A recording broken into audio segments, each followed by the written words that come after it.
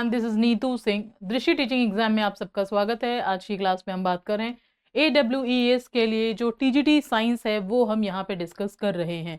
तो आज की क्लास में अगर हम देखेंगे यहाँ पर आगे हम क्लास को कंटिन्यू करते हैं, चूंकि लास्ट वाली क्लास में हमने डिस्कस किया था मैटर यानी पदार्थ। पहले इसके लिए थोड़ा क्विक रिकैप करते हैं और उसके बाद फिर हम आगे की तरफ बढ़ेंगे। जैसा कि हम सबको पता है कि सुबह से लेकर शाम तक बहुत सारी चीजें हैं जो हमारे आसपास दिखाई देती हैं। कोई ठोस होता है, सॉलिड होगा, कोई लिक्विड स्टेट में होगा, कोई गैस स्टेट में होगा। सबकी अपनी अलग अलग प्रॉपर्टीज होती हैं। तो जरा चलते हैं जरा टॉपिक की तरफ और यहाँ पढ़ेंगे। जैसा कि हमने देखा था कि हमारे आसपास बहुत सारी चीजें, जैसे मैंने आपको बताया, कुछ जगह घेरती है, कुछ का द्रव्यमान होगा। द्रव्यमान किसको बोलते हैं? मास को बोलते हैं। मैंने मास और वेट में क्या डिफरेंस होता है वो मैंने आपको समझा दिया था। तो मैटर क्या करेंगे? ऑक्यूपाई स्पेस, और इनके पास एक अपना मास होगा। इसके बाद हमने देखा था, मैंने आप लोगों को बताया था, अगर आप इसको बहुत ध्यान से अगर आप देखेंगे तो आपको ये वाला पॉइंट आपको समझ में आएगा। यहाँ देखेंगे जरा, ये कहीं ना कहीं मैं अलग अलग जगहों पर आपसे जब भी मैं डिस्कशन करूंगी सॉलिड, लिक्विड और गैस का, तो मैं आपसे इनके बारे में जरूर डिस्कस करूंगी। इसका जो स्ट्रक्चर है बहुत ध्यान से देखिएगा। और ये जो कॉन्सेप्ट है ये आपका मेटल में, नॉन मेटल, जब भी जो भी टॉपिक हम केमिस्ट्री में हम पढ़ेंगे वहां पर इसका डिस्कशन हम बहुत अच्छे खासे से हम करेंगे। इवन फिजिक्स में भी हम करेंगे।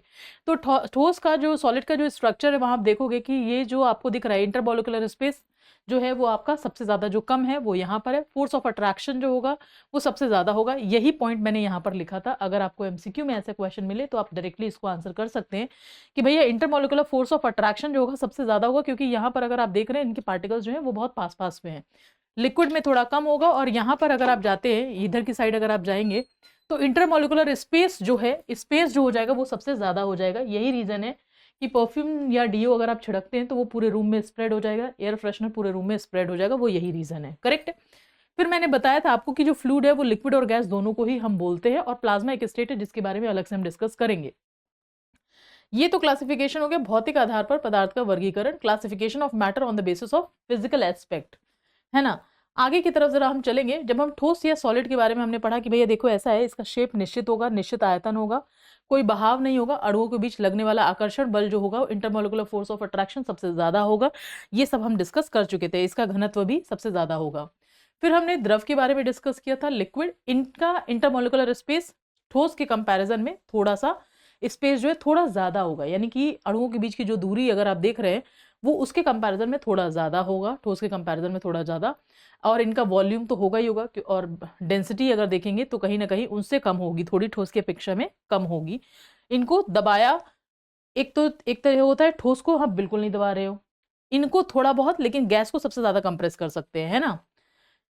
अब आते हैं जरा गैस के लिए। तो गैस में भी हमने देख लिया था, इनका इंटरमोलिकुलर फोर्स ऑफ अट्रैक्शन बहुत कम होगा क्योंकि अणु बहुत दूर दूर में है, वो भी हमने देख लिया। इनका शेप और आयतन अनिश्चित होगा, डेंसिटी बहुत कम होगी, आसानी से इसको कंप्रेस कर सकते हैं, दबा सकते हैं।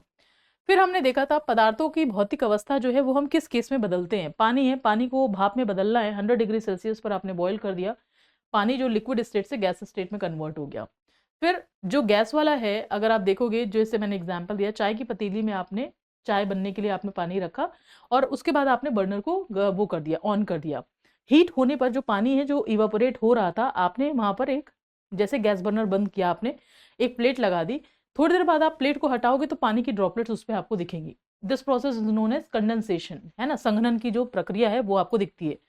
तो आपने ठोस यानी जो बर्फ था, बर्फ को गर्म करने पर वो किस में हो गया? लिक्विड में। लिक्विड को गर्म किया तो किस में हो गया? गैस में। ये सारी चीजें आपको देखने के लिए मिल जाती है। तो क्या हम भौतिक अवस्था जो है क्या उसको हम बदल सकते हैं? बिल्कुल बदल सकते हैं। आगे की तरफ चलेंगे।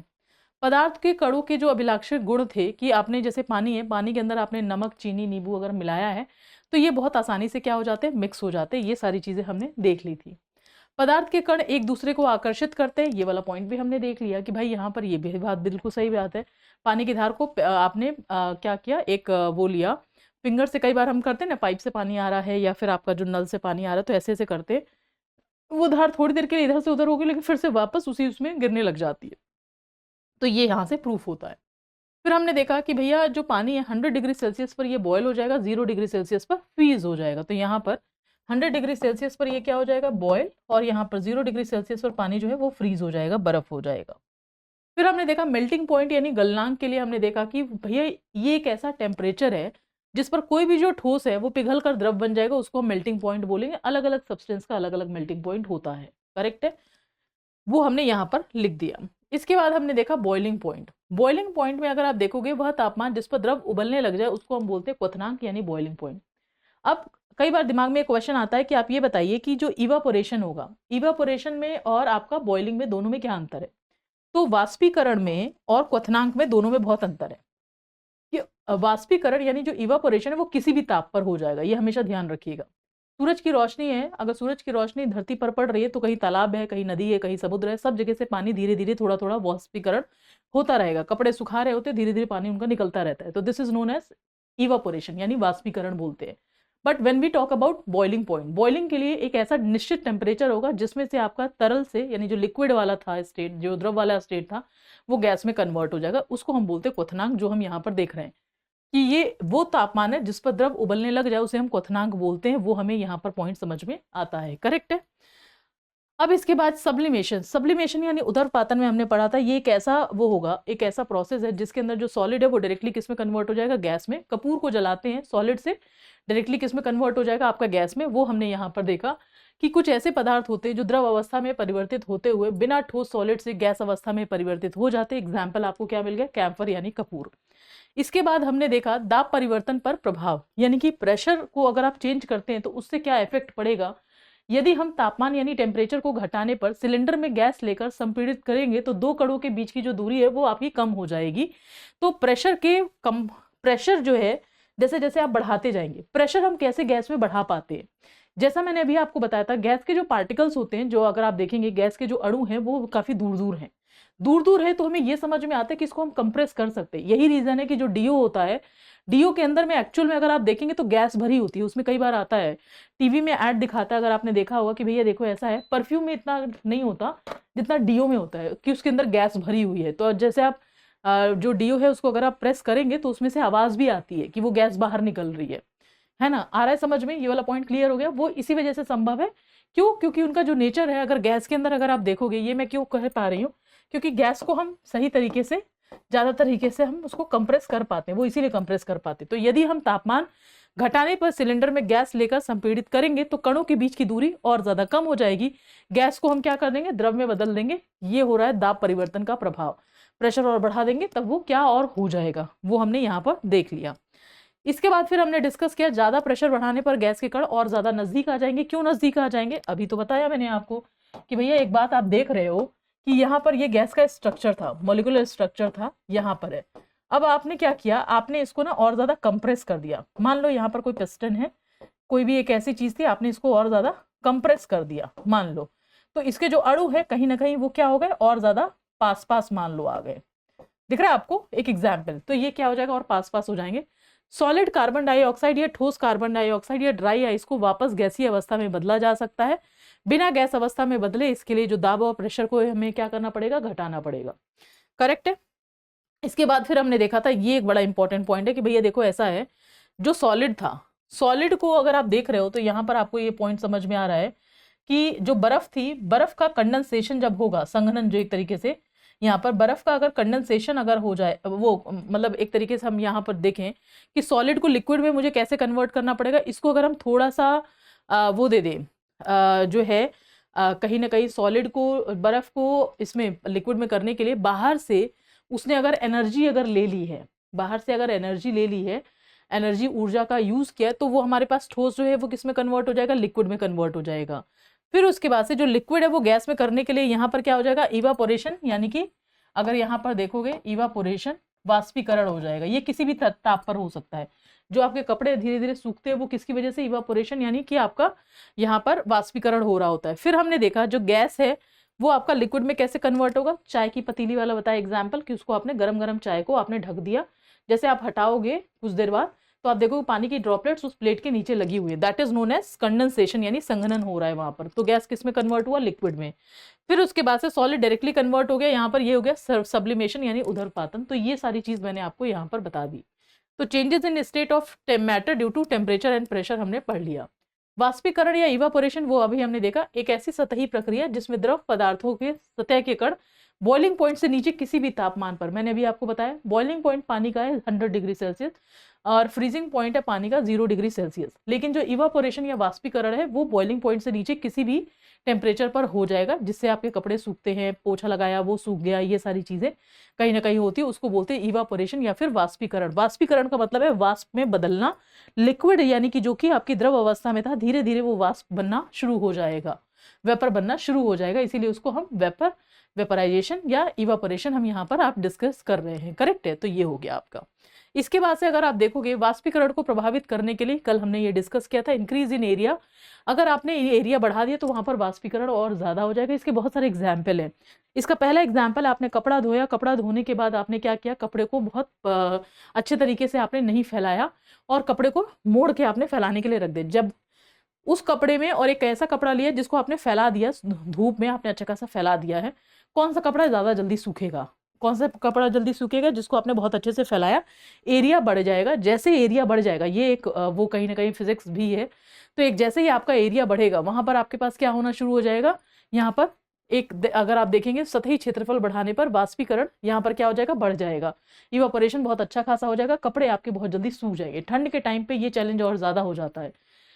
गर्मी में भी बहुत धूप में भी, गर्मी में बहुत धूप में भी आपने कपड़े एक बहुत क्लोज रखा हुआ है, कपड़ा बाल्टी से निकाला और जाके वहां पर आपने डाल दिया सुखाने के लिए, और एक कपड़ा बहुत फैला के डाला गया है, तो जो फैला के डाला गया है वो आपका जल्दी सूखेगा।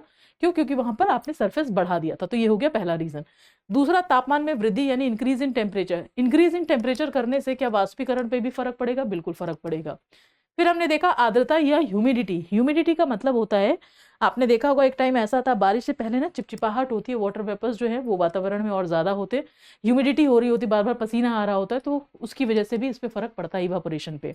ह्यूमिडिटी ज्यादा हो जाएगी तो इवापोरेशन कम हो जाएगा। वायु की गति, स्पीड ऑफ एयर, एयर अगर हवा चल रही होती तो उस टाइम पर आपका जो है, अगर हवा भी चल रही होगी तो भी इवापोरेशन जो है अच्छा खासा हो जाएगा। करेक्ट है। तो ये सारी चीजें थी जो कहीं ना कहीं हमने देखी।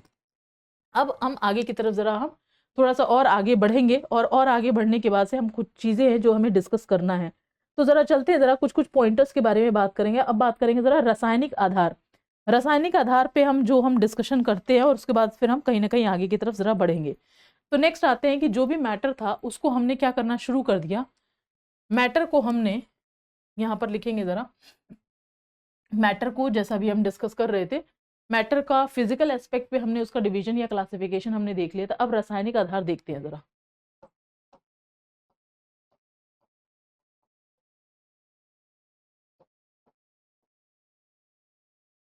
है ना? तो यहाँ पर अगर आप चलेंगे तो ये वाला पॉइंट अगर हम देखेंगे, रासायनिक आधार, इनको अगर हम देखने की कोशिश करते हैं तो मैटर का क्लासिफिकेशन हम रासायनिक आधार पे देखेंगे। तो सबसे पहला हमारे पास दिमाग में आता है तत्व, यानी कि एलिमेंट के लिए। तत्व के बारे में अगर हम देखेंगे या एलिमेंट के बारे में देखेंगे तो यहाँ पर आपके पास क्या होगा कि एक ऐसा पदार्थ या वह पदार्थ जो एक ही प्रकार के परमाणुओं से मिलकर बना होगा उसको हम क्या बोलते हैं? तत्व। तो जरा लिखेंगे जरा, तत्व यानी एलिमेंट। एलिमेंट या तत्व, ध्यान से समझेंगे। यहां पर अगर आप जाते हैं एलिमेंट यानी तत्व के लिए, वह पदार्थ जो एक ही प्रकार के, वह पदार्थ जो एक ही, यहां पर चलेंगे जरा, वो पदार्थ जो एक ही प्रकार के परमाणुओं से मिलकर बने होते हैं,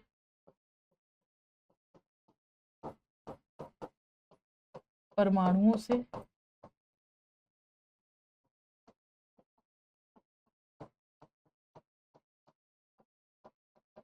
तो यहां पर अगर आप चलेंगे, वह पदार्थ जो एक ही प्रकार के परमाणुओं से मिलकर बने होते हैं, जरा करेंगे, उनको हम क्या बोलते हैं? तत्व बोलते हैं। उनको तत्व बोलते हैं।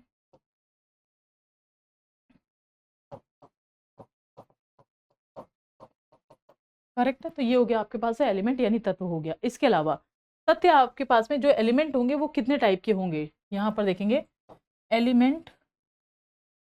अब आपके पास में एक हो गया मेटल और दूसरा हो गया नॉन मेटल।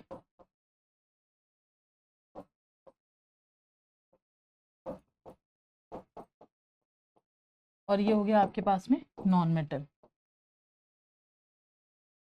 अभी हम इसके बारे में डिटेल में आज डिस्कस करेंगे।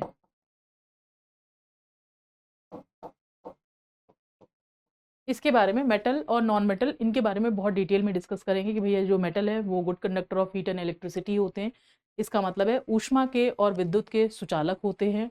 बहुत अच्छी, जो मेटल के बारे में बात कर रही हूँ मैं, अभी मैं बताऊंगी अभी थोड़ी देर बाद कि जो मेटल होगा इसके डिटेल में डिस्कस करेंगे कि जो मेटल होगा वो good conductor of heat electricity होगा, विद्युत और ऊष्मा के सुचालक होंगे, सोनोरस होंगे, आवाज़ आती है मंदिर के अंदर जो घंटी होगी उसको बजाएंगे तो आवाज़ आएगी। फिर उसके बाद हम इसके बारे में डिस्कस करेंगे इनके मेटल के बारे में कि चमकते भी हैं, रिएक्ट कम करेंगे। यही रीज़न है इंडिया में लोग गोल्ड को इतना ज़्यादा पसंद क्यों करते हैं। सिल्वर जो है वो कहीं ना कहीं विद्युत का बहुत अच्छा सुचालक है, लेकिन जो महंगा है इसलिए उसको तारों में यूज़ नहीं कर सकते। फिर इनमें मेलेबिलिटी, डक्टिलिटी के बारे में देखेंगे कि तन्यता के बारे में, आघात वर्धनीयता के बारे में देखेंगे कि भैया आप जो धातु है उनको आप मेटल को पीट के आप उसको लंबी शीट्स बना सकते हैं, उनको तारों में ऐसे खींच सकते हैं। ये सारी चीज़ें हम करेंगे और नॉन मेटल के अंदर इस तरीके की चीज़ें नहीं में आपको मिलेंगी, ऑल्दो एक्सेप्शंस भी आपको मिलेंगे। इन सब के बारे में अभी थोड़ी देर बाद ही हम डिस्कस करेंगे। अभी हमने क्या देखा, हमने देखा रासायनिक आधार पर जो वर्गीकरण है पदार्थों का वर्गीकरण। यहाँ रासायनिक आधार पर पदार्थ का वर्गीकरण लिख देती हूँ, पर पदार्थ का वर्गीकरण इंग्लिश में इसको क्या लिखेंगे, इंग्लिश में इसको लिखेंगे classification of matter on the basis of classification of matter on chemical basis, या फिर रासायनिक आधार पे अगर आप उसको बांटना चाहते हैं। तो ये हो गया एलिमेंट यानी तत्व के बारे में। और एलिमेंट आगे चल के क्या हो गया आपका, मेटल और नॉन मेटल दो पार्ट में डिवाइड हो गया। आगे चलेंगे जरा, नेक्स्ट आते हैं यौगिक यानी कंपाउंड के बारे में बात करते हैं। अब हमारे पास आता है कंपाउंड और इसको बोलते हैं यौगिक। कंपाउंड यानी यौगिक में अगर आप देखेंगे तो यहाँ से ध्यान से समझने की कोशिश करिएगा। कंपाउंड के अंदर हो जाएगा ये दो या दो से अधिक तत्वों के सहयोग से बने होते हैं। पहले लिखेंगे ये दो या दो से अधिक तत्वों से एलिमेंट से मिलकर बने होते हैं। ये हो गया, यानी कि ये कंपाउंड जो है ये दो या दो से अधिक एलिमेंट से मिलकर बने होते हैं। इसके बाद अगर हम चलेंगे इनका निश्चित रासायनिक अनुपात होगा। जैसे H2O है तो हाइड्रोजन के दो हो जाएंगे और ऑक्सीजन का एक एटम हो जाएगा, तो निश्चित एक अनुपात होगा, उसी के हिसाब से कर सकते हैं। तो लिखेंगे जरा, इनका निश्चित रासायनिक अनुपात होता है, इनका निश्चित रासायनिक अनुपात होता है, यानी कि डेफिनिट, अगर आप देखेंगे डेफिनिट केमिकल रेशियो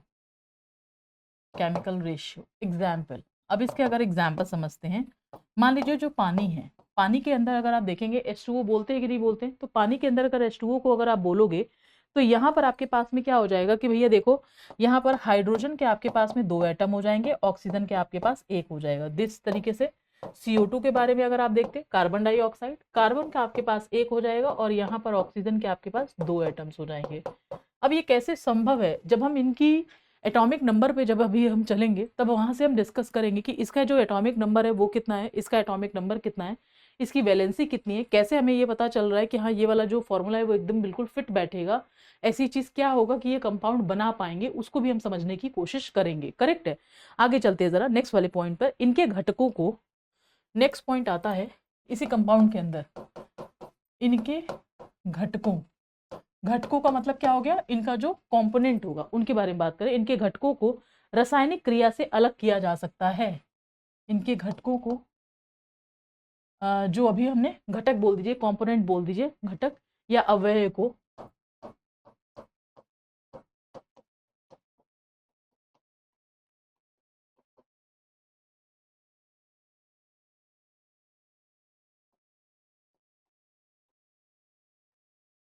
तो यहाँ पर हमने क्या कर दिया, जो भी ये घटक होंगे या कंपोनेंट होंगे, रासायनिक क्रिया से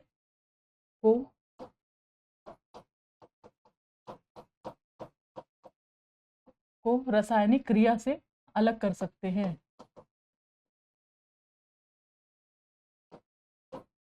अब ध्यान से समझिएगा, इसका एग्जाम्पल मैं आपको समझा दूं। जैसे कि अगर आपको H2O है तो अगर आप देखोगे H2O हमेशा ही, जब भी जो पानी होगा, कभी आप पानी लिया ऐसा नहीं होगा इसका हाइड्रोजन अलग दिख रहा है, इसका ऑक्सीजन अलग दिख रहा है, ऐसा नहीं होगा। जब भी आप पानी देखेंगे तो हमेशा आपको H2O मिलेगा, लेकिन केमिकल तरीके से आप इसको अलग अलग कर सकते हो कि 2 हाइड्रोजन हो जाएगा। केमिकल रिएक्शन कराते हैं ना, तब मान लो लोहा हो गया, आयरन हो गया, Fe हो गया, Fe2, ये मतलब जो भी आपने किया कि आयरन है, पानी है, तो कैसे उसमें अंदर रस्टिंग लग जाएगा, या कोई भी केमिकल रिएक्शन होगा तो उसके अंदर केमिकल तरीके से ही ये टूट सकता है, उसके बारे में हम डिस्कशन कर रहे हैं आगे। इनका गुण इनके घटकों के गुण से अलग होगा, ये भी बड़ा इंपॉर्टेंट है। इनका गुण इनके घटकों से अलग होगा। इसका मतलब क्या हुआ वो समझाती हूँ। से अलग होगा, ध्यान से समझने की कोशिश करिएगा। मान लो मैंने आपको बताया H2O, ये हो गया पानी, इसकी जो क्वालिटी होगी वो एक अलग होगी, इसकी जो प्रॉपर्टीज होंगी वो अलग होगी। लेकिन अगर मैं इसको 2 पार्ट में, 2 हिस्सों में बांटती हूँ, हाइड्रोजन और ऑक्सीजन, ध्यान से समझने की कोशिश करेगा। इसकी प्रॉपर्टी अलग होगी, हाइड्रोजन की अलग होगी, पानी की अलग हो जाएगी। इसीलिए यहां पर बोला गया इनका जो गुण होगा, ये पानी का गुण दिखाएगा, ये हाइड्रोजन का होगा, ये ऑक्सीजन। जरूरी नहीं है कि ये आपका इससे मैच होगा, इसका गुण अलग होगा, इन दोनों का गुण अलग होगा, वही यहाँ पर दिखाने की कोशिश की गई है। करेक्ट है। इसके बाद बात करेंगे जरा नेक्स्ट वाले पॉइंट पर, इनका गलनांक और क्वथनांक निश्चित होता है, जरा ये ध्यान रखेंगे। इनका गलनांक, मेल्टिंग पॉइंट और क्वथनांक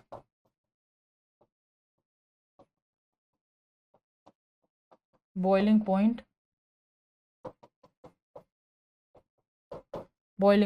इनका जो गलनांक होगा या जो क्वथनांक होगा, इनका गलनांक, मेल्टिंग पॉइंट और क्वथनांक निश्चित होगा।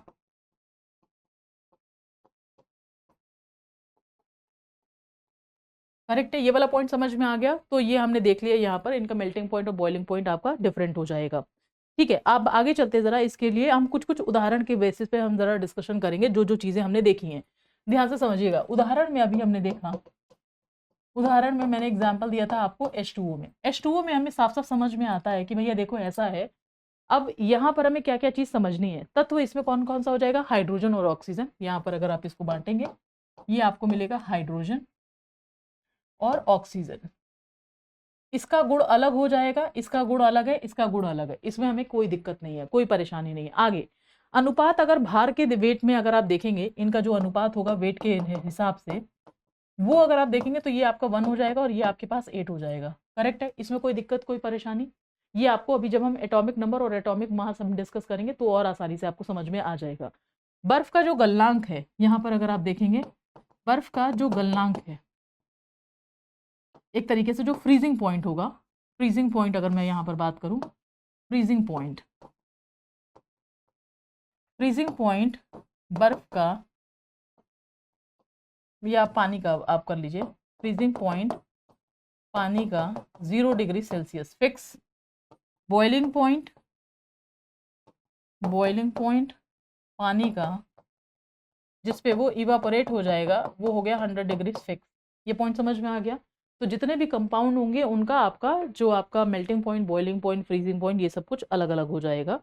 फिर हाइड्रोजन और ऑक्सीजन के गुणों का जल से गुण अलग हो जाएगा, इसमें भी हमें कोई दिक्कत नहीं है। अब इनके एग्जाम्पल आप क्या कर सकते हो, इनके एग्जाम्पल H2O के अलावा और हम क्या, और अन्य उदाहरण में अगर आप देखेंगे, अन्य उदाहरण में हमने देखा कार्बन डाइऑक्साइड हमने देख लिया। फिर उसके बाद आपने चूना देख लिया। नेक्स्ट लिखेंगे जरा चूना, CaO, चूना हो गया,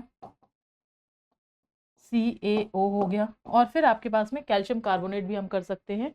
तो कैल्शियम का वो जो है चौक हो गया, CaCO3 लिखेंगे जरा, चौक, CaCO3।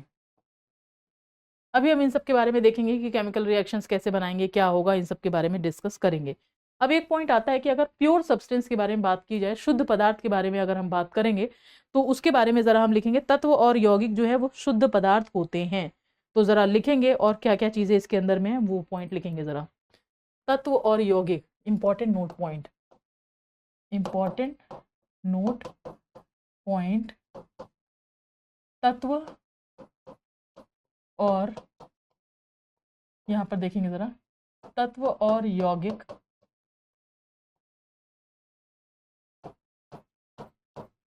शुद्ध पदार्थ हैं। करेक्ट है, ये एक इंपॉर्टेंट पॉइंट है जो आप लिख सकते हैं। अगर आइडियली अगर आप चार्ट अगर बनाओगे तो यहाँ पर अगर आप देखोगे तो प्योर सब्सटेंस में, प्योर सब्सटेंस यानी कि शुद्ध पदार्थ, इसमें अगर आप आगे जाते हैं तो यहाँ पर आपको मिल जाएगा कि भैया देखो ऐसा है, यहाँ पर आपको मिलेगा तत्व जिसको हम बोलते हैं एलिमेंट, यहाँ पर मिलेगा कंपाउंड जिसको हम बोलेंगे यौगिक। फिर आगे चलेंगे, इस तत्व को भी हम बांटेंगे मेटल और नॉन मेटल में।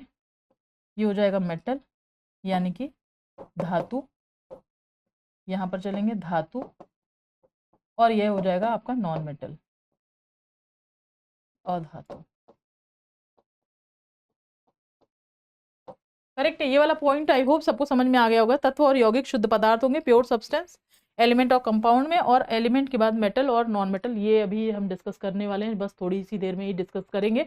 और फिर मैंने आपको कंपाउंड के बारे में, इनके बारे में बता दिया है। करेक्ट है, तो मेटल, नॉन मेटल और इन सब चीज़ों के बारे में अभी हमें डिस्कशन करना है। करेक्ट है, तो चलते ज़रा, अब एक और चीज़ अभी डिस्कस करना है, ज़रा मिश्रण के बारे में डिस्कस करना है कि कौन सा आपका समांगी और विषमांगी जो मिक्सचर होगा उनके बारे में डिस्कस करेंगे, और आपका धातु और अधातु के जो भौतिक गुण हैं उनके बारे में डिस्कशन करना है मुझे आपसे। तो अब चलते हैं ज़रा आगे की तरफ, ज़रा बढ़ेंगे और इसमें डिस्कस करते हैं, ज़रा मिश्रण के बारे में बात करेंगे। उसके बाद है जो धातु और अधातु के बारे में, फिर उनके रिएक्शंस के बारे में और इन सब चीज़ों के बारे में हम डिस्कशन करेंगे। तो अब एक काम करते हैं, ज़रा मिश्रण के बारे में बात करते हैं कि मिश्रण जो है वो बेसिकली होगा क्या, उनके बारे में थोड़ा सा डिस्कस करते हैं ज़रा। तो लिखेंगे ज़रा मिश्रण यानी मिक्सचर, नेक्स्ट पॉइंट पे लिखेंगे मिश्रण यानी मिक्सचर। अब मिश्रण यानी मिक्सचर के अंदर में अगर आप देखोगे, अब इसके अंदर में क्या होगा, क्योंकि कंपाउंड में तो 2 या 2 से अधिक तत्व मिल रहे थे तब जाके वो फॉर्म कर रहे थे, लेकिन मिक्सचर के अंदर में क्या होगा, जब 2 या 2 से अधिक तत्व या यौगिक को किसी भी मात्रा में मिला दिया जाए, यानी श्योरिटी नहीं है, जैसे CO2 और H2O था, उसमें फिक्स था कि भैया हाइड्रोजन एक आपके पास में 2 हो गया, ऑक्सीजन 1 हो गया, यहाँ पर फिक्स नहीं रहेगा। तो लिखेंगे जरा, जब 2 या 2 से अधिक तत्वों, जब 2 या 2 से अधिक तत्वों या यौगिक को, यहाँ पर अभी आपने देखा था जब कंपाउंड की बात कर रहे थे तो उसमें आपका जो एलिमेंट था, हम एलिमेंट मिला रहे थे। जब यहाँ पर बात करें मिक्सचर में 2 या 2 से अधिक, तो या तो आपके तत्व हो गए या फिर आपके यौगिक को किसी भी मात्रा में,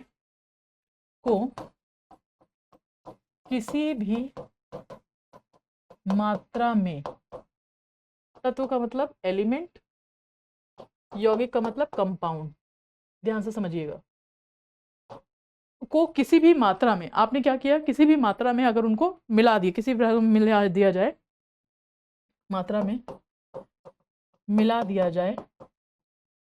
अब इसके बाद इस तरीके से मिलाना है ताकि इनके जो पार्टिकल्स है या कॉन्स्टिट्यूएंट है वो उनकी प्रॉपर्टीज अलग से ना दिखे। करेक्ट है, तो ये इस तरीके से मिला दिया जाए जिसमें संघटक अपनी मूल पहचान, जिसमें संघटक अपनी मूल पहचान, यहां पर अगर देखेंगे यानी कि जो बेसिक कैरेक्टरिस्टिक्स होगी, एलिमेंट, 2 एलिमेंट को मिलाया और मिलने के बाद अगर एक मिक्सचर बना तो वो 2 एलिमेंट अपनी कैरेक्टरिस्टिक्स खो चुके होंगे, उसके बारे में बात करें तो मूल पहचान नहीं खोते हैं, मूल पहचान नहीं खोते हैं, बात कर रहे हैं नहीं खोते हैं, जिसमें संघटक अपनी मूल पहचान नहीं खोएंगे। तो उसके बाद अगर हम आगे बढ़ेंगे जरा, उसको हम क्या बोलते हैं, मिश्रण, उसको मिश्रण कहलाता है। अब हम देखेंगे जरा इसमें क्या क्या चीजें हैं, मिश्रण कहलाता है,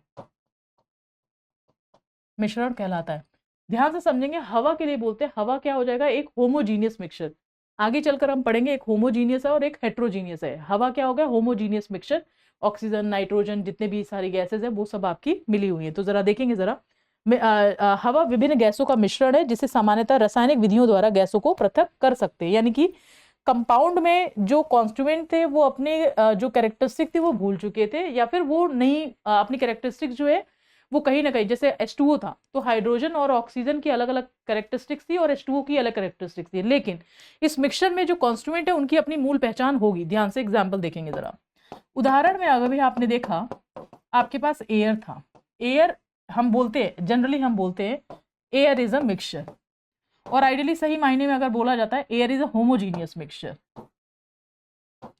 air is a homogeneous mixture. अभी हम डिस्कस करेंगे इसको भी, होमोजीनियस मिक्सचर।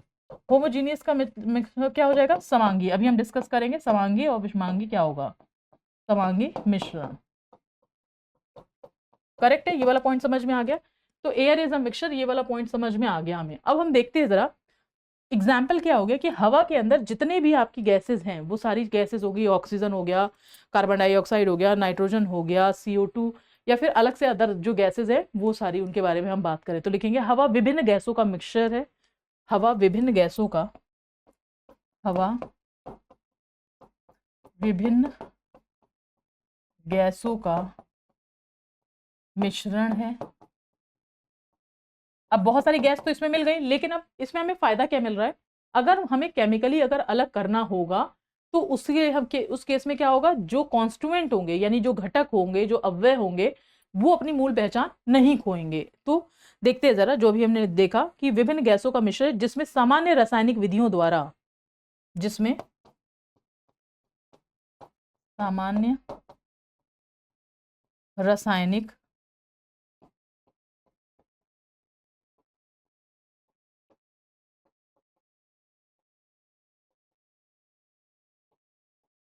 यहाँ पर अगर आप देखेंगे तो जिसमें सामान्य रासायनिक विधियों द्वारा अगर आप देखेंगे तो यहाँ पर क्या क्या होता चला जाएगा, सामान्य रासायनिक विधियों द्वारा इनको हम क्या कर सकते हैं, पृथक कर सकते हैं। तो लिखेंगे सामान्य रासायनिक विधियों द्वारा गैसों को पृथक किया जा सकता है,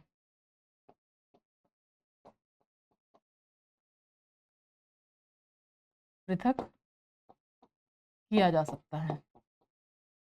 कई बार ऐसा होता है, आपने देखा होगा ऑक्सीजन रिलीज हो रही है, केमिकल इक्वेशंस हैं उनमें ये आपके अलग हो रहे हैं, तो ये सारी चीजें आपने देखा होगा, गैसों को पृथक किया जा सकता है। ये हो गया मिक्सचर। अब हम बात करेंगे जरा मिश्रण, जैसे मैंने अभी आपको बताया कि ये दो तरीके का होगा, और इसके अंदर अगर हम देखेंगे समांगी और विषमांगी मिश्रण जो होगा वो आपको समझ में, साफ साफ समझ में आ जाएगा। करेक्ट है, तो चलते हैं जरा इसमें, देखेंगे जरा नेक्स्ट वाले पॉइंट पर। मिक्सचर जो है, मिक्सचर यानी जो मिश्रण है, इसको हमने दो पार्ट में डिवाइड किया। एक हो गया होमोजीनियस मिक्सचर,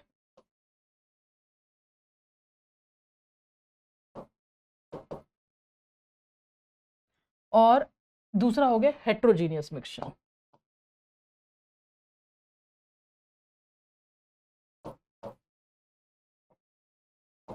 इसको हम क्या बोलते हैं, समांगी मिश्रण,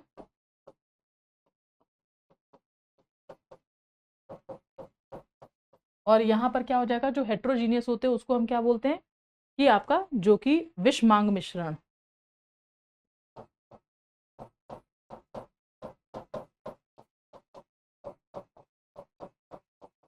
करेक्ट है, ये वाला पॉइंट समझ में आ रहा है, समांगी मिश्रण और विषमांग मिश्रण। अब होमोजीनियस मिक्सचर के अंदर में अगर आप देखेंगे, होमोजीनियस मिक्सचर एक ऐसा हो गया जो कि इस तरीके से घुल गया कि उसके जो पार्टिकल्स है अलग से दिख नहीं रहे हैं। तो जरा लिखेंगे इस मिश्रण में सभी संघटक समान प्रवस्थ में होते हैं, अर्थात मिश्रण के किसी भी भाग को, किसी भी भाग में घटकों का संगठन समाया रहेगा, तो उसको हम यहाँ पर बोलते हैं समांग मिश्रण। तो इन मिश्रण के घटक एक दूसरे से, लिखेंगे जरा, इन मिश्रण के घटन के घटक समान रूप से,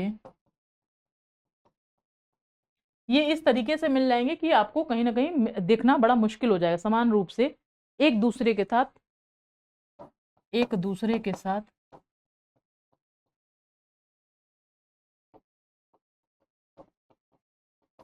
पूरी तरह से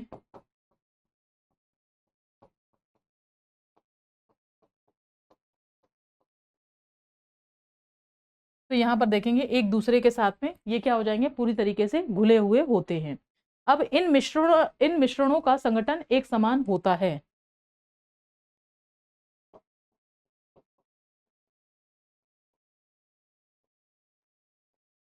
अगर आप देखेंगे तो इसमें ये पॉइंट भी समझ में आ जाएगा। ये जो पॉइंट है, जो जो बच्चे क्लास ले रहे हैं वो साथ के साथ नोट डाउन करते रहेंगे, जरा लिखेंगे जरा, इन मिश्रणों का संगठन एक समान होता है।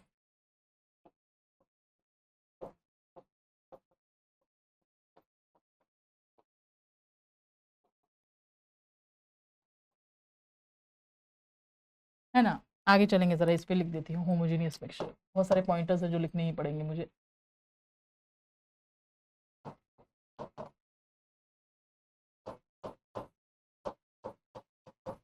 समांगी मिश्रण, करेक्ट है, इसी के अंदर हम पॉइंटर लिखते हुए चले जा रहे हैं। अब यहाँ पर देखोगे दो चीज तो हमने लिख दी कि भैया देखो इसमें समान रूप से एक दूसरे के साथ पूरी तरह घुल गए। जैसे नींबू चीनी पानी, अगर आप देखोगे आप ऐसे मिलाते हुए चले गए कि नमक भी गायब हो गया, घुल गया, और चीनी जो है वो भी घुल गया, और जो आपका नींबू का जो रस था वो भी आपका घुल गया। और इन मिश्रण का संगठन एक समान होता है, कहीं ना कहीं आप बहुत अच्छे तरीके से एक दूसरे के साथ मिल गए। अब हम बात करेंगे जरा, आगे देखेंगे जरा उदाहरण में नमक और जल का मिश्रण। नेक्स्ट पॉइंट लिखेंगे जरा, उदाहरण में, यहाँ पर उदाहरण में नमक और जल का मिश्रण। अब मैं आपको बताऊं, एग्जाम्पल और भी है बट यहाँ पर एक चीज आपको दिखा देती हूँ, ध्यान से देखना जरा।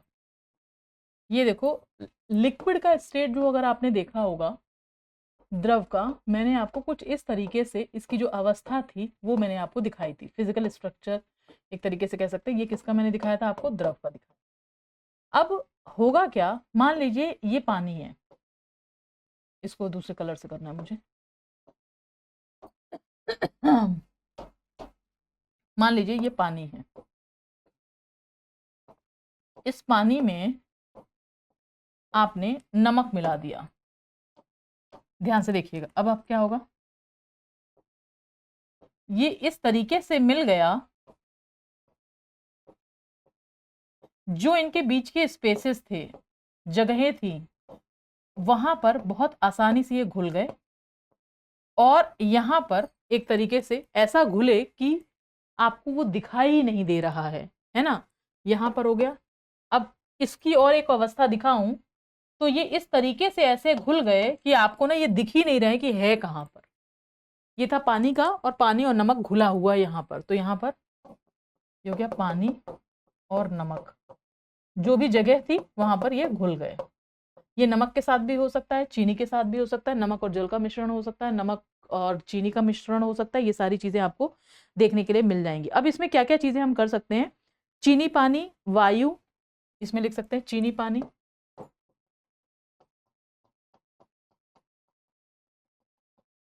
पानी का मिश्रण, नींबू पानी का मिश्रण, नींबू चीनी नमक किसी का भी मिश्रण, बहुत आसानी से मिक्स हो जाते हैं, नहीं पता चल पाता, अनलेस अनटिल आप उसको टेस्ट ना करो तो वो आपको पता नहीं चलेगा, करेक्ट है। इसके बाद और क्या क्या चीजें आप लिख सकते हैं इसके अंदर में, वायु हो गया, पीतल कांस हो गया, वायु पीतल कांस, ये एक पूछ लेता आपसे तो ये ध्यान रखिएगा। ये सारे आपके पास क्या हो गए, समांगी मिश्रण हो गए, करेक्ट है। आगे चलते हैं जरा, नेक्स्ट वाले पोर्शन पे जरा हम देखेंगे। इसमें केवल विलयन और मिश्रित धातु ही समांग मिश्रण होते हैं, ये भी अभी हम डिस्कस करेंगे हम जरा इसके बारे में ही। तो ये था आपको जो मैंने अभी आपको बताया होमोजीनियस मिक्सचर के बारे में, मिश्रण के बारे में। अब बात करते हैं जरा हम नेक्स्ट वाले पॉइंट पर, हम बात करेंगे जरा हेट्रोजीनियस मिक्सचर के बारे में हम बात करेंगे जरा, है ना। तो नेक्स्ट चलते हैं जरा, हेट्रोजीनियस या विषमांग मिश्रण। यहाँ पर वैसे तो हमने यहाँ पर लिख ही रखा था, यहाँ पर विषमांग मिश्रण, थोड़े से कुछ पॉइंटर यहाँ पे लिखते हैं, उसके बाद फिर हम यहाँ से आगे चलेंगे। तो विषमांग मिश्रण में जैसे मैंने आपको बताया था बालू और पानी, तो बालू आपको वो क्या करेगा, सेटल हो जाएगा, वो उसके अंदर घुलेगा नहीं, अलग से आपको दिख जाएगा। तो इसमें लिखेंगे इन मिश्रण के घटक एक दूसरे के साथ पूरी तरह नहीं घुलते हैं, इन मिश्रण के घटक एक दूसरे के साथ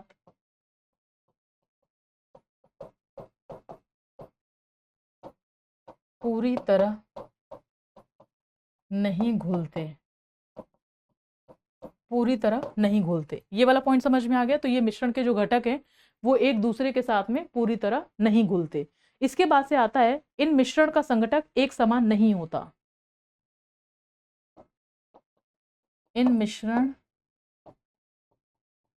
का घटक एक समान नहीं होता, करेक्ट है। अब चलते हैं जरा हेट्रोजीनियस मिक्सचर के बारे में थोड़ा और डिस्कस करते हैं जरा। यहां पर लिखेंगे हेट्रोजीनियस मिक्सचर, विषमांग मिश्रण। करेक्ट है। तो यहाँ पर हेट्रोजीनियस मिक्सचर में हमने ये देख लिया कि भैया देखो ऐसा है, इनका जैसे फर्स्ट पॉइंट हमने देखा, मिश्रण के जो घटक है एक दूसरे के साथ पूरी तरह नहीं घुल पाते, पूरी तरह क्या मतलब थोड़ा बहुत हल्का फुल्का हो भी गया तो इसके अलावा और मैक्सिमम पार्टिकल्स जो हैं वो इनके कहीं ना कहीं दिख ही रहे होते हैं। इन मिश्रण का संघटक एक समान नहीं होता। इन मिश्रण के घटक को आसानी से अलग किया जा सकता है। इन मिश्रण के घटक को इन मिश्रण के घटक को आसानी से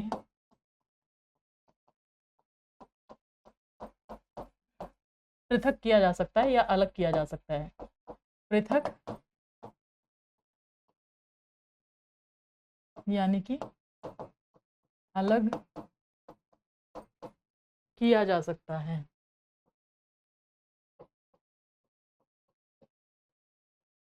करेक्ट है। ये वाला पॉइंट भी हमें समझ में आ गया कि इन को घटक को आसानी से हम क्या कर सकते हैं, पृथक यानी कि अलग किया जा सकता है। करेक्ट है। तो ये हो गया आपका विषमांग मिश्रण। इसके आगे अगर आप देखोगे जरा ध्यान से देखेंगे, उदाहरण में चीनी और रेत का मिश्रण, उदाहरण चीनी और रेत का मिश्रण। आपने कभी ध्यान से देखा ही होगा कि आपके पास में अगर आप मिला दो तो रेत जो हो जाएगी वो आपका बालू जो है पानी के अंदर कितना भी मिला दीजिए वो आपको अलग से दिखेगा ही दिखेगा। करेक्ट है। तो ये हो गया चीनी और रेत का मिश्रण हो गया। दूध, रक्त, पेट्रोलियम लिखेंगे जरा, दूध, रक्त, पेट्रोलियम, इनके बारे में, दूध हो गया, रक्त हो गया, पेट्रोलियम हो गया, मक्खन आदि। अब इसमें देखेंगे जरा इसको हम यहाँ क्यों लिख रहे हैं। अब आपके दिमाग में कई सारे सवाल आ रहे होंगे, कई सारे सवाल, और पेपर में इसी तरीके से क्वेश्चंस अगर पूछ लेगा तो वहां पर दिमाग कहीं ना कहीं ऐसा लगे अरे यार बालू और इनके बारे में तो हमें पता था लेकिन इसके बीच में हमारे पास क्या हो जाएगा। हाँ, तो यहाँ पर जैसा मैंने अभी आपको बताया था, ध्यान से रखेंगे जरा, ब्लड के अंदर में अगर आप देखोगे बहुत सारी चीज होती है। जो भी हम खाना खाते हैं ना, जब मैं आपको पाचन प्रक्रिया पढ़ाऊंगी और जब मैं ब्लड के बारे में थोड़ा बहुत बताऊंगी, पाचन प्रक्रिया के अंदर में क्या होता है, जो भी हम खाना खाते हैं, खाने का जो पूरा पाचन होता है ना वो हमारी छोटी आंत में होता है, स्मॉल इंटेस्टाइन। वहां पर विली होगा, रंसाकुर, और धीरे धीरे वहां से जितने भी जो आपके न्यूट्रिएंट हैं या पोषक तत्व धीरे धीरे ब्लड में आते हैं। तो ब्लड के अंदर में बहुत सारे पोषक तत्व होते हैं, इसी वजह से होमोजीनियस में ना डाल के आपने हेट्रोजीनियस में यहाँ पर लिखा हुआ है। सेम अगर आप उसको देखोगे, जो आपका दूध है, दूध के अंदर भी बहुत सारी चीजें होती है, और अगर आप देखते हो दूध से हम मक्खन भी बनाते हैं, घी भी बनाते हैं, ये सारी चीजें भी आपको कहीं ना कहीं दिख जाएंगी। करेक्ट है। ये वाला पॉइंट समझ में आ गया। तो ये सारी चीजें थी आपका असमांग मिश्रण के लिए। करेक्ट है। अब हम चलते हैं जरा आगे की तरफ, जरा बढ़ेंगे हम अब विलयन के बारे में, यानी जो सोल्यूशंस है, समांग मिश्रण को ही हम सोल्यूशन बोलते हैं, जरा वो भी हम एक बार हम देखेंगे जरा, है ना। तो यहाँ चलते जरा विलयन, इनके बारे में जरा हम बात करेंगे। विलयन यानी सोल्यूशन। तो नेक्स्ट पॉइंट आता है विलयन यानी सॉल्यूशन। सॉल्यूशन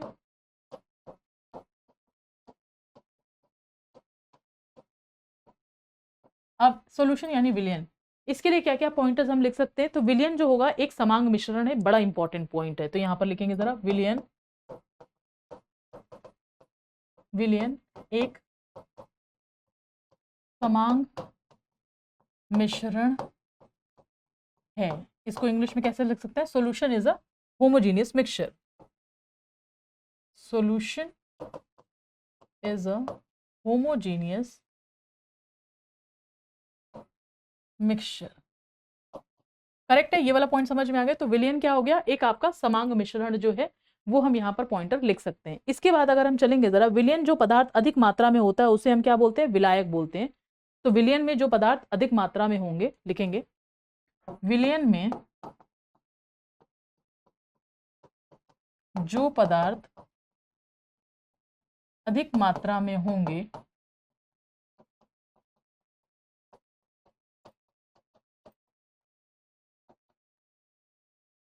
जो, अब होता क्या है, अगर आपने वो पानी लिया, पानी के अंदर आपने चीनी लिया, तो एक आपका जो है जो पानी होगा वो ज्यादा मात्रा में, चीनी या नमक कम मात्रा में है। करेक्ट। उसी के हिसाब से आप डिस्क्राइब करते हो सॉल्यूट कौन सा होगा और आपका सॉल्वेंट कौन सा होगा, किसके अंदर कौन सी चीज घुल रही है ना। तो उसी के हिसाब से देखेंगे जरा। विलयन में जो पदार्थ अधिक मात्रा में होगा उसे विलायक कहते हैं, उन्हें विलायक कहते हैं।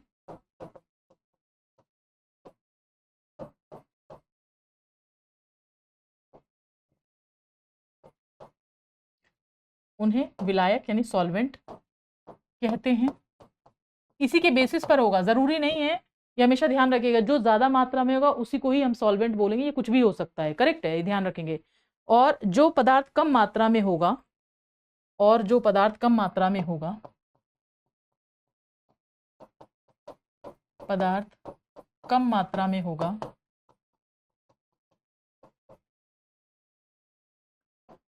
उसे, उसको क्या बोलते हैं, सॉल्यूट बोलते हैं। यानी कि वो आपके पास क्या हो जाएगा, आपका यहां पर एक हमने बोल दिया विलायक, और वो हो जाएगा विलेय हो जाएगा। तो ये लिखेंगे जरा, उसे विलेय कहते हैं, सॉल्यूट कहते हैं। करेक्ट है, ये वाला पॉइंट समझ में आ गया। तो विलयन हो गया एक समांगी मिश्रण, solution is a homogeneous mixture. विलायन में जो पदार्थ अधिक मात्रा में होंगे उन्हें हम विलायक यानी सॉल्वेंट कहते हैं, जो पदार्थ कम मात्रा में होगा उसे हम क्या बोलते हैं, विलेय यानी कि सॉल्यूट कहते हैं। करेक्ट है। उदाहरण में जब देखेंगे नमक और जल का विलयन, यहां पर देखेंगे जरा उदाहरण, नमक और जल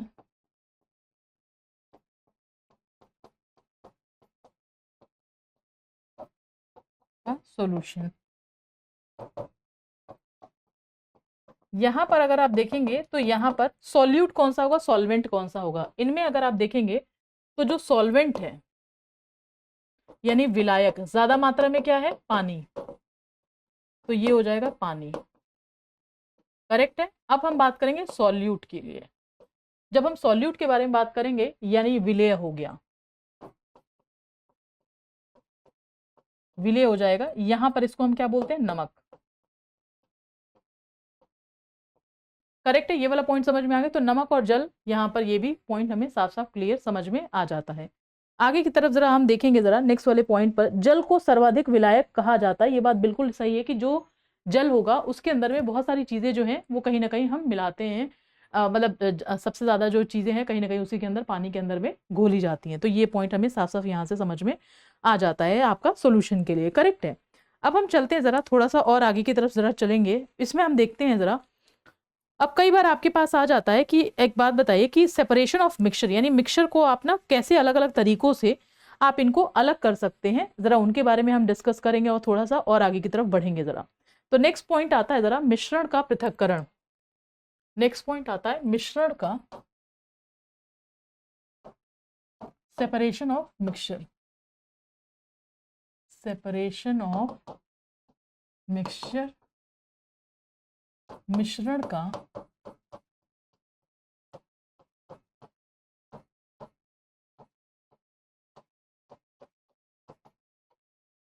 करेक्ट है, ये वाला पॉइंट समझ में आ गया। तो इनको आप क्या कर रहे हो, आप इनका पृथक्करण कर रहे हैं, है ना।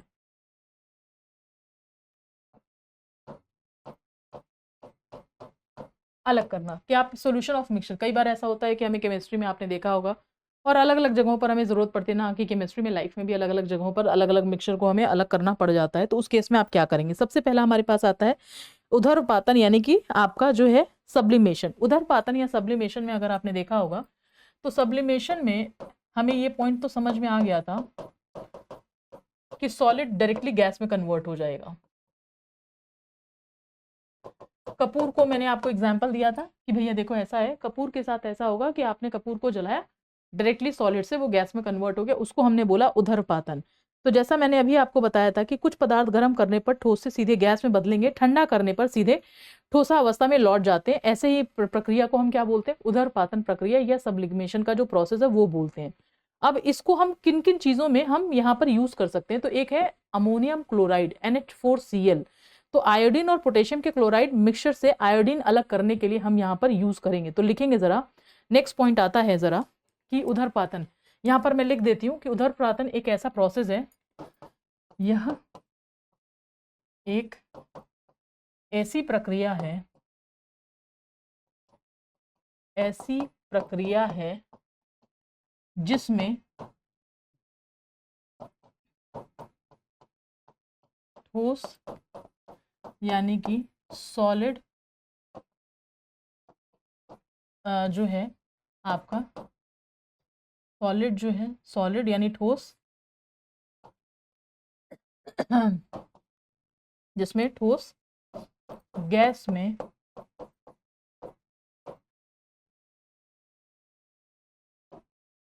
तो उदरपातन में यानी सॉलिड जो होगा वो किस में कन्वर्ट हो जाएगा आपका, गैस में। तो लिखेंगे जरा, गर्म करने पर ठोस से सीधे गैस में बदल जाते हैं, ठोस से गैस में बदल जाते हैं।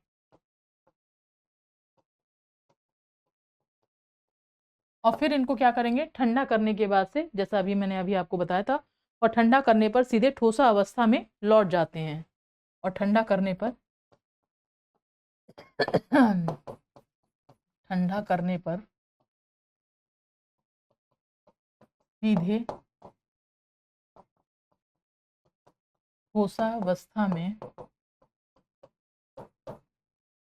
पहुंच जाते हैं।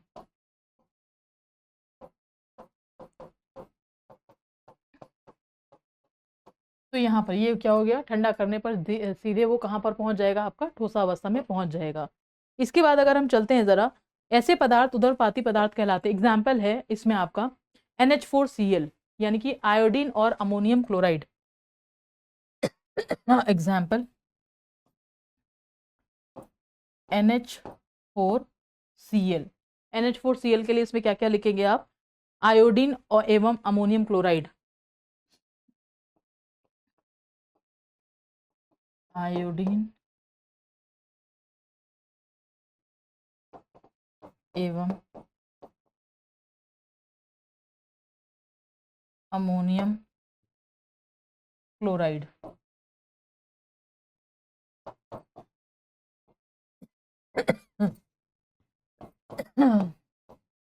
ये हो जाएगा आपके पास में अमोनियम क्लोराइड। इनके लिए जैसा मैंने अभी आपको बताया था, आयोडीन और पोटेशियम क्लोराइड के मिश्रण से आयोडीन अलग करने में, ये सारी चीजें हैं जो कहीं ना कहीं आप यहाँ पर यूज कर सकते हो। तो ये हो गया आपका सब्लिमेशन का। दूसरा है सेडिमेंटेशन और डिकेंटेशन, लिखेंगे जरा, सेडिमेंटेशन और डिकेंटेशन। यहाँ पर सेडिमेंटेशन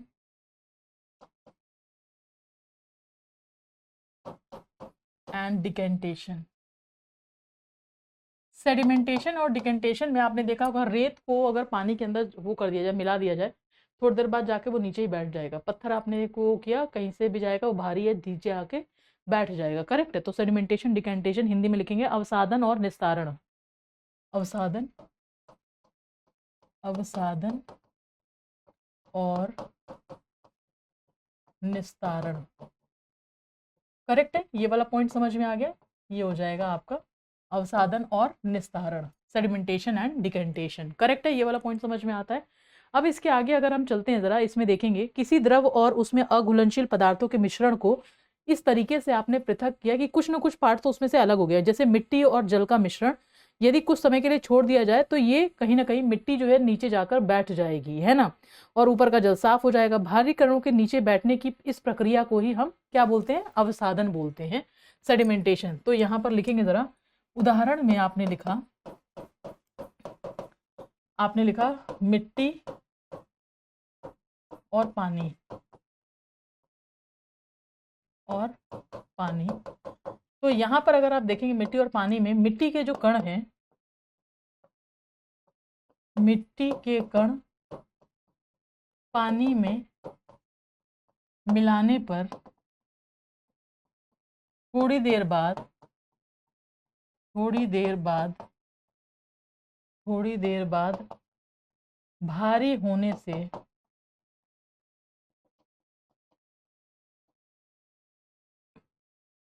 तली पर जाकर बैठ जाएंगे, कर बैठ जाएंगे। अब यही बोला जाता है अवसादन क्या होगा। अवसादन की प्रक्रिया में अगर आप देखेंगे तो ये होगा क्या, तो यहाँ पर आप लिख सकते हैं अवसादन की प्रक्रिया में, लिखेंगे जरा ध्यान से, भारी कणों के नीचे बैठने की यह प्रक्रिया, भारी कणों के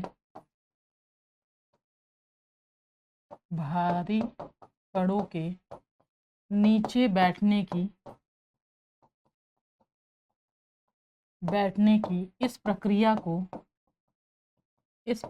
को सेडिमेंटेशन कहते हैं, को अवसादन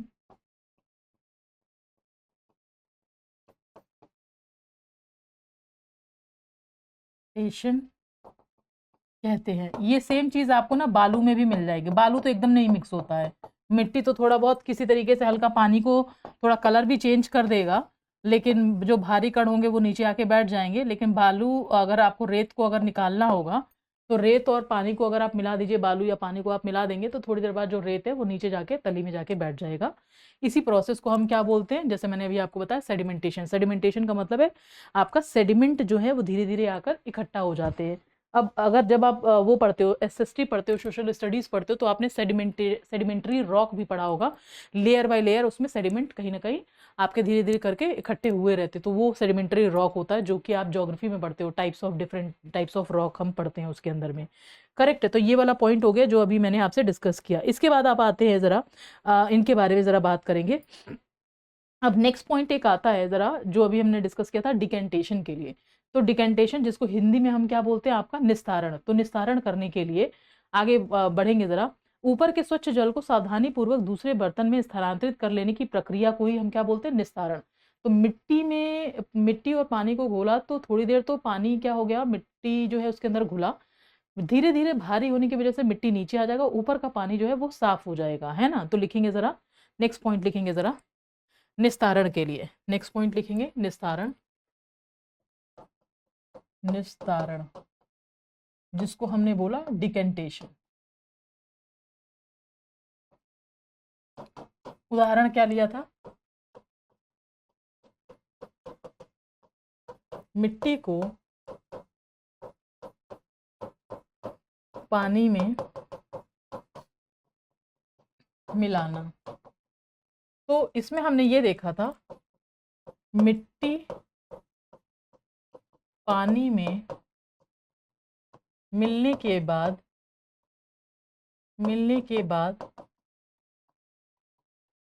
थोड़ी देर में नीचे तली में जाके बैठ जाएगी,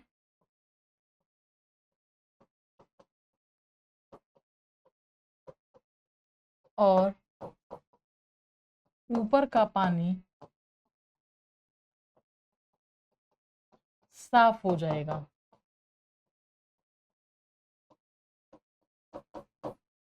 ऐसी विधि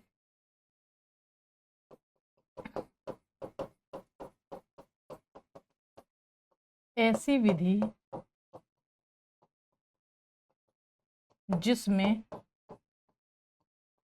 अब ऊपर का जो साफ पानी है उसको अलग कर लेना ही, जैसा मैंने अभी आपको बताया था, ऊपर के स्वच्छ जल को सावधानी पूर्वक, ऊपर के स्वच्छ जल को सावधानी, यहाँ पर ऊपर के जल को सावधानी पूर्वक दूसरे बर्तन में, ऊपर के जल को सावधानी पूर्वक यहाँ पर क्या करते हैं, जो दूसरा बर्तन होगा उसके लिए हम देखते हैं, तो सावधानी पूर्वक दूसरे बर्तन में स्थानांतरित कर लेने की प्रक्रिया को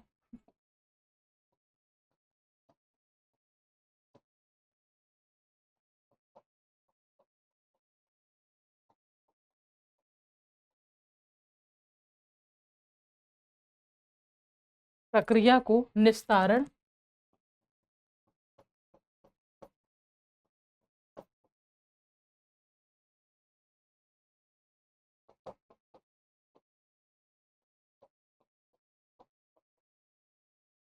लेने की प्रक्रिया को निस्तारण यानी डिकेंटेशन कहते हैं। करेक्ट है, ये वाला पॉइंट समझ में आ गया। तो ये सारी चीजें हैं जो कहीं ना कहीं आपको समझ में आ जाएंगी।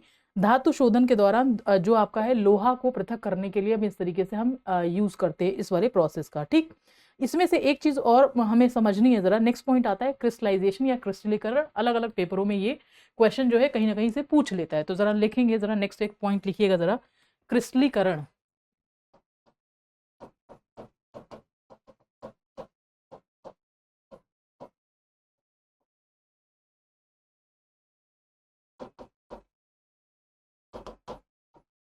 तो यहाँ पर अगर आप देखेंगे तो ये आपके पास आ जाएगा क्रिस्टलाइजेशन या फिर आपका क्रिस्टलीकरण। तो इस प्रक्रिया द्वारा ठोस मिश्रण को हम क्या करते हैं, कई बार ठोस जो होते हैं, जो मिश्रण है, उनको हम पृथक करने के लिए कहीं ना कहीं यूज करते हैं। तो जरा लिखेंगे इस प्रक्रिया द्वारा,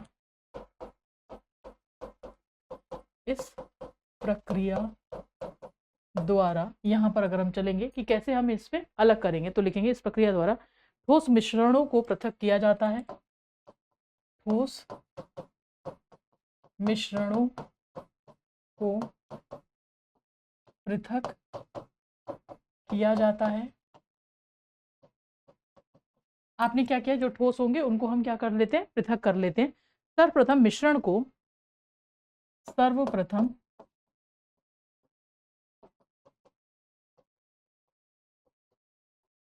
यानी जो भी मिश्रण होगा, जरा हम आगे चलेंगे जरा, सर्वप्रथम जो मिश्रण होगा उसको हम क्या करते हैं, किसी विलायक में घुलाकर, किसी विलायक में,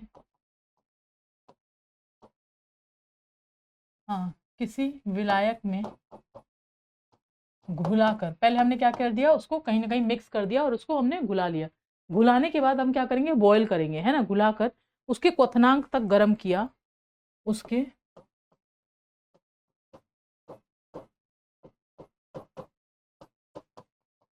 क्वथनांक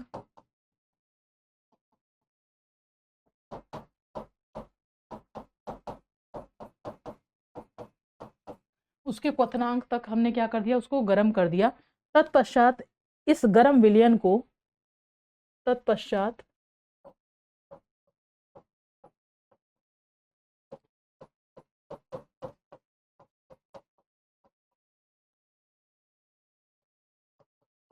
यहाँ पर गर्म किया। तत्पश्चात यहाँ पर क्या हो जाएगा, जो भी आपका ये गर्म विलयन हो जाएगा, इस गर्म विलयन को धीरे धीरे धीरे धीरे कक्ष ताप तक ठंडा होने दिया, धीरे धीरे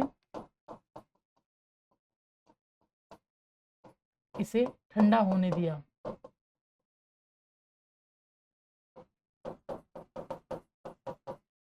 गरम करके, बॉइलिंग पॉइंट पे गरम करके धीरे धीरे जब ठंडा करेंगे तब जाके वो है क्रिस्टल हमें प्राप्त हो जाते हैं, ठंडा होने दिया, जिससे शुद्ध क्रिस्टल हमें मिल जाता है, शुद्ध क्रिस्टल, जिससे शुद्ध क्रिस्टल मिल जाता है। आपने देखा होगा वो शेविंग के में भी यूज करते हैं, जरा वो हम देखेंगे, अशुद्ध नमूने से आपका फिटकरी को पृथक करने में। अशुद्ध, उदाहरण, अशुद्ध में से फिटकरी को प्राप्त करना।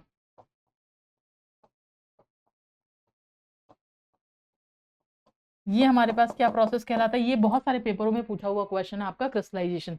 ये ध्यान रखिएगा, सेडिमेंटेशन, डिकेंटेशन और आपका जो अभी मैंने बताया आपको क्रिस्टलाइजेशन, ये आपकी क्लास 9th की एनसीईआरटी में भी दे रखा है। मैंने आपको बताया था, अगर एनसीईआरटी पढ़ने का टाइम मिल जाए बहुत अच्छी बात है, नहीं है तो मैं साथ के साथ आपको बताती चलूंगी। उसके अंदर में जो भी सारे टॉपिक्स थे, जैसे एलिमेंट का बता दिया, कंपाउंड बता दिया, मिक्सचर बता दिया, होमोजीनियस मिक्सचर बताया, समांगी मिश्रण, विषमांगी मिश्रण, हेट्रोजीनियस मिक्सचर बताया। फिर उसके बाद से हमने डिफरेंट मेथड ऑफ सेपरेशंस के बारे में हमने डिस्कस किया कि आपका जो है वो फिल्ट्रेशन क्या हो जाएगा, फिर आपके पास सेडिमेंटेशन क्या हो जाएगा, डिकेंटेशन क्या हो जाएगा, और फिर आपके पास में ये जो आपको अभी हमने डिस्कस किया था। अब नेक्स्ट वाले पॉइंट पे चलेंगे जरा, इवापोरेशन यानी कि आपका वाष्पीकरण। वाष्पीकरण जैसे समुद्री नमक होते हैं वो इसी प्रोसेस से निकलता है, समुद्र का पानी लेकर आते हैं कभी अगर आप देखोगे, और वो क्या करते हैं, एक पूरा एक बहुत बड़ी सी जमीन होती है साइड में, उसमें ना थोड़ा मेड़ जैसा बना लेते हैं, ब्लॉक्स जैसे होते हैं वो बना लेंगे, समुद्र के पानी को थोड़ा थोड़ा थोड़ा थोड़ा करके डालते हैं, अच्छी खासी धूप पड़ती है। धूप पड़ने के बाद जो ऊपर वाली लेयर है उसको निकाल के अलग से करेंगे, और फिर उसके बाद से धीरे धीरे उसमें से जो नमक होगा वो आपका निकालते। तो ये इवापोरेशन का प्रोसेस होगा कि भैया नमक वाला जो पानी था, यानी कि आपने क्या किया, समुद्र का पानी लहर आ रहा था, 2 बाल्टी में आपने लिया, बाल्टी में पानी इकट्ठा करके साइड में आपने जमीन पर मेड़ जैसी बना ली, ब्लॉक्स बना लिया, और उसी ब्लॉक्स में थोड़ा थोड़ा पानी आप डाल रहे हो, थोड़ा थोड़ा बाल्टी से मान लो पानी डाल दिया। पानी डालने के बाद क्या होगा, जब सूरज की रोशनी उस पर पड़ेगी तो धीरे धीरे वाष्प बन के इवापोरेशन हो जाएगा, पानी तो निकल जाएगा, समुद्र और जो नमक है, जो समुद्री नमक है वो उसी पे रह जाएगा। तो जो ऊपर की टॉप लेयर है उसको भी कहीं निकाल के, और फिर उसके बाद धीरे धीरे करके हम ये नमक वाला जो प्रोसेस है वो करते हैं। तो लिखेंगे जरा नेक्स्ट पॉइंट, वाष्पीकरण या इवापोरेशन लिखेंगे। इस पे बहुत सारे सवाल आ जाते हैं। वाष्पीकरण, वाष्पीकरण या इवापोरेशन। अब वाष्पीकरण या इवापोरेशन में जैसा अभी हमने डिस्कस किया था, लिखेंगे किसी ठोस पदार्थ को किसी द्रव के मिश्रण से, किसी ठोस पदार्थ को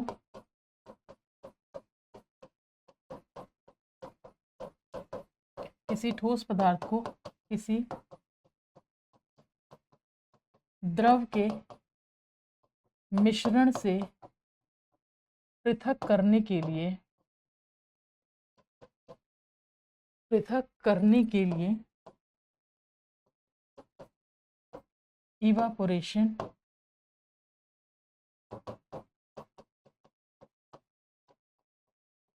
का प्रयोग करते हैं।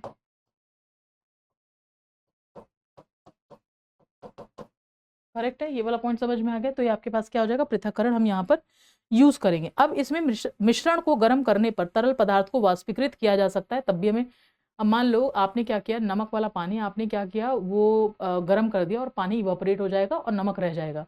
ये तो आप घर के अंदर भी कर सकते हो, समुद्री नमक वाला मैंने आपको बता ही दिया था। तो मिश्रण को गर्म करने पर, लिखेंगे जरा, मिश्रण को गर्म करने पर मिश्रण को गर्म करने पर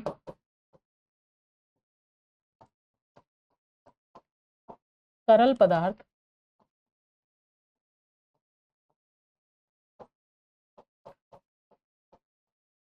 वाष्पीकृत हो जाएगा।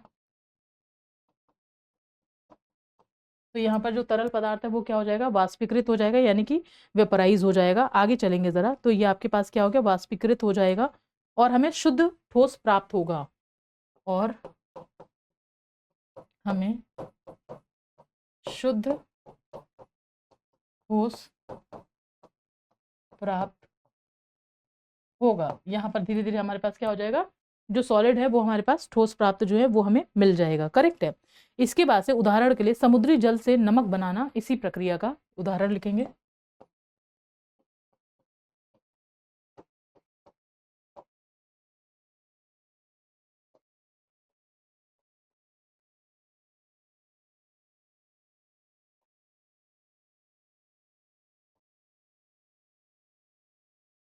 तो यहाँ पर क्या हो जाएगा, समुद्री जल से जो नमक होगा वो आपका निकाला जाता है।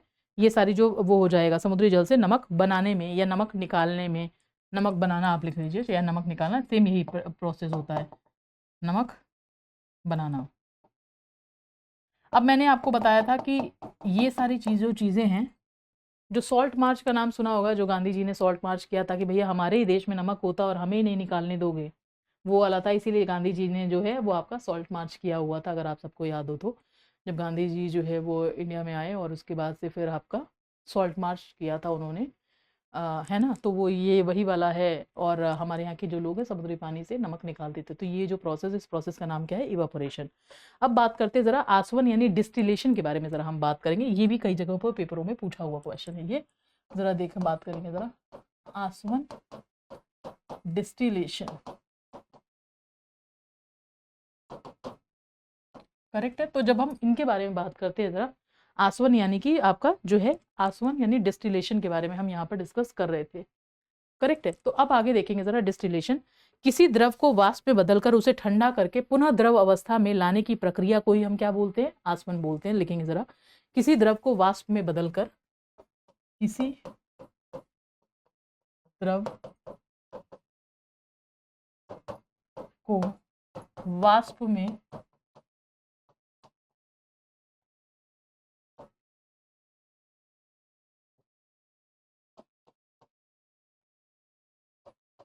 में बदलकर किसी द्रव को हमने क्या कर दिया, वाष्प में बदल दिया, यानी गर्म करके हमने वाष्प में बदल दिया, किसी द्रव को वाष्प में बदलकर उसे ठंडा करके उसे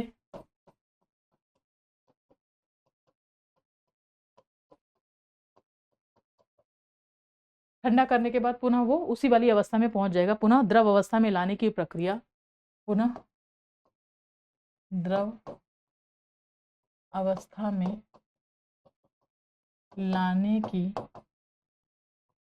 प्रक्रिया, यहाँ पर देखेंगे पुनः ये क्या हो जाएगा आपका, द्रव अवस्था में लाने की जो प्रक्रिया है वो आसवन कहा जाता है। प्रक्रिया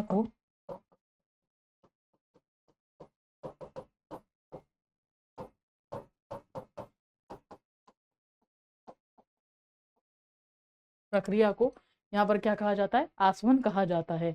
आगे देखेंगे जरा, इस प्रक्रिया में आसवन के साथ साथ संघनन की क्रिया भी होती है। तो आसवन के साथ साथ इसमें और डिस्टिलेशन के साथ संघनन की क्रिया भी होगी। तो लिखेंगे जरा, इस प्रक्रिया में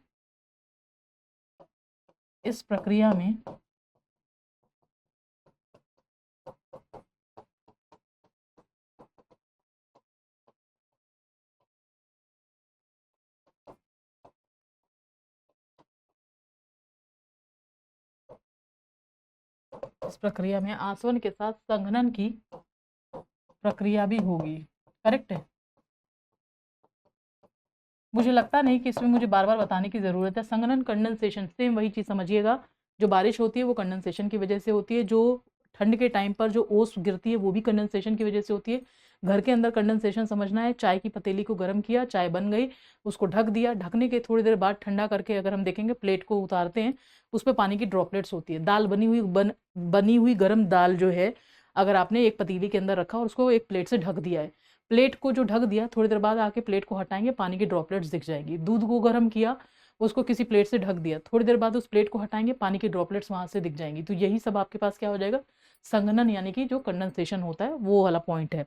तो इस प्रक्रिया में आसवन के साथ साथ संघनन की प्रक्रिया भी होगी, और इस प्रक्रिया का उपयोग हम वोलेटाइल पदार्थ को अवाष्पीय पदार्थों से पृथक करने के लिए किया जाता है। तो लिखिएगा, ये बड़ा इंपॉर्टेंट पॉइंट है। जैसे पेट्रोलियम पदार्थों का पृथक्करण जो है वो इस वाले पदार्थ से हो जाएगा। तो लिखेंगे जरा, इस प्रक्रिया का उपयोग इस प्रक्रिया का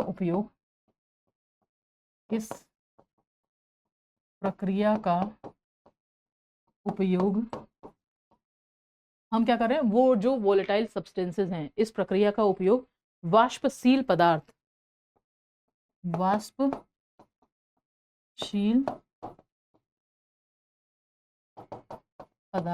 जो वाष्पशील जो हैं, जो आपके पदार्थ होंगे उनके बारे में, तो वाष्पशील पदार्थ को अवाष्पीय पदार्थों में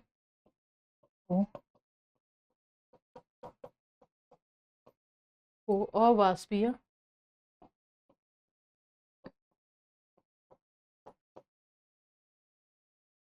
नॉन वोलेटाइल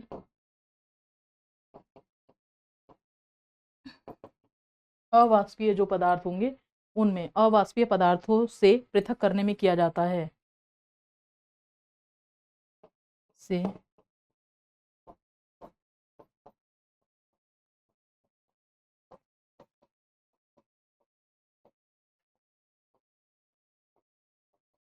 पदार्थ को अवाष्पीय पदार्थों में पृथक करने में किया जाता है।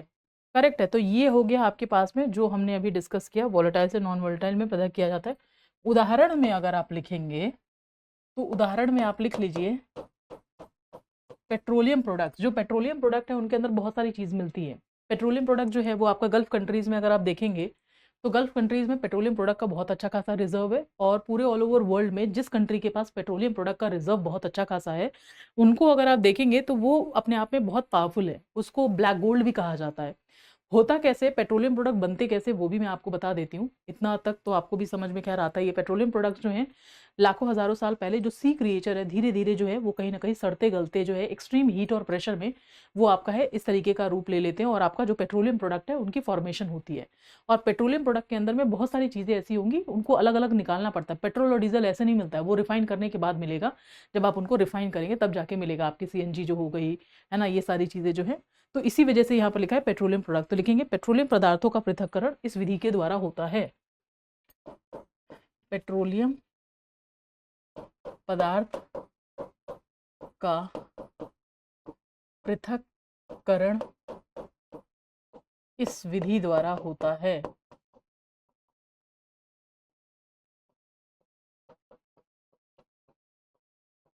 तो ये हो जाएगा आपके पास में डिस्टिलेशन। और इसके बाद से लास्ट में हमारे पास में आता है दो चीज़ें, एक आती है क्रोमेटोग्राफी और ऑस्मोसिस, जो कि हम नेक्स्ट वाली क्लास में हम डिस्कस करेंगे। क्रोमेटोग्राफी और ऑस्मोसिस के लिए हम डिस्कस करेंगे। डाई में रंगों को पृथक करने के लिए हम क्रोमेटोग्राफी का, रक्त में नशीले ड्रग्स को पृथक करने के लिए जो है वो क्रोमेटोग्राफी, और ऑस्मोसिस जैसे आपने देखा होगा पानी के अंदर किशमिश आप डाल दीजिए, उसमें पतली पतली झिल्ली होती है जिसके अंदर थोड़ा थोड़ा पानी उसके अंदर जाता रहेगा, तो वो था हमारा आपका ऑस्मोसिस वाला, है ना। तो ये हम डिस्कस करेंगे, जो कि नेक्स्ट वाली क्लास में डिस्कस करेंगे। एक बार क्विक रिकैप करते हैं हमने पढ़ा क्या है, करेक्ट है। तो एक बार देखते हैं ज़रा टॉपिक, चूंकि बहुत ज़बरदस्त टॉपिक है, बहुत अच्छा टॉपिक है, बहुत इंटरेस्टिंग है। तो देखेंगे ज़रा हमने क्या क्या चीज़ें पढ़ ली। यहाँ पर अगर आप देखेंगे तो ये पॉइंट हमें समझ में आया कि भाई देखो ऐसा है, ये है मैटर। अपने आसपास बहुत सारी चीज़ों को देखते हैं, सभी चीज़ें कुछ ना कुछ जगह घेरती हैं और इनका द्रव्यमान होता है, वो हमने देखा। मैटर देखा, ठोस सॉलिड लिक्विड गैस के बारे में देख लिया, ठोस क्या होगा इसकी प्रॉपर्टीज़ को हमने देखा। फिर उसके बाद से अभी जो हम आगे चलेंगे, यहाँ पर अगर हम देखेंगे, आपके पास जो लिक्विड होगा वो हमने देख लिया। फिर आपने गैस को देख लिया, पदार्थ के कणों के अभिलाक्षी गुण देखा आपने। फिर उसके बाद से आपने ये देख लिया मेल्टिंग पॉइंट क्या होता है, बॉइलिंग पॉइंट क्या होगा, सब्लिमेशन उदरपातन क्या होगा, दाब परिवर्तन पर प्रभाव क्या पड़ा। फिर उसके बाद हमने देखा वाष्पीकरण, इवापोरेशन क्या होता है। रासायनिक आधार पर पदार्थों का जो वर्गीकरण है वो हमने देख लिया, कंपाउंड देख लिया। फिर उसके बाद हमने देखा, यहाँ पर आगे चले कि इंपॉर्टेंट नोट पॉइंट देख लिया। यहाँ पर देखेंगे ज़रा, आपको प्योर सब्सटेंस, शुद्ध पदार्थ को, तत्व और कंपाउंड, तत्व मेटल और नॉन मेटल, ये अभी हमें आगे वाली क्लास में डिस्कस करना है। फिर हमने मिक्सचर के बारे में देख लिया, होमोजीनियस हेट्रोजीनियस देख लिया, हेट्रोजीनियस हमने देख लिया, सॉल्यूशन देख लिया, सेपरेशन ऑफ मिक्सचर हमने, सब्लिमेशन, डिकेंटेशन, ये सारी चीज़ें, क्रिस्टलाइजेशन, वाष्पीकरण, डिस्टिलेशन, ये सारी चीज़ें जो थी हमने देख ली। नेक्स्ट वाली क्लास में जो हमें डिस्कस करना है, मैंने आपको बताया था जो आपका क्रोमेटोग्राफी और ऑस्मोसिस डिस्कस करके फिर हम आगे की क्लास में बढ़ेंगे। तो ये था भाई आज की क्लास में, बहुत अच्छी क्लास है। आगे अभी और कंटिन्यू होगा इस वाली क्लास में ही आगे, क्योंकि चैप्टर बड़ा है और बहुत इंपॉर्टेंट चीज़ें हैं जो कहीं ना कहीं हमें देखनी है। सिलेबस काफ़ी अच्छा खासा है, साथ में बने रहिए, हंसते रहिए, मुस्कुराते रहिए, पढ़ते रहिए, साथ साथ नोट्स मेरे बनाते रहिए, करेक्ट है। तो जल्दी मिलते हैं नेक्स्ट क्लास में। Thank you.